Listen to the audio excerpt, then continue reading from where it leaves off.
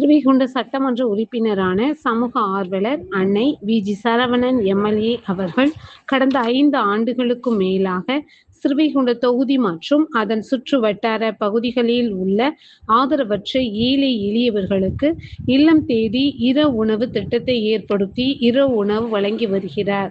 இந்நிலையில் தமிழக வெற்றிக் கழகத்தின் ஐம்பெரும் கொள்கை தலைவர்களுள் ஒருவரான சமூக ஆர்வலர் அஞ்சலை அம்மாளை கொள்கை தலைவராக அறிவித்ததன் ஏற்பால் தமிழக வெற்றிக் கழகத்துடன் இணைந்து தமிழகத்தின் நிரந்தர முதல்வர் திரு சி. ஜோசப் விஜய் அவர்களின் ஆசியுடன் கழக பொதுச் செயலாளர் அண்ணன் புசி என். ஆனந்த் அவர்களின் வழிகாட்டுதலின்படியும் மதிய உணவு மற்றும் இரவு உணவு திட்டத்தை ஏற்படுத்தி உணவு வழங்கி வருகின்றார்.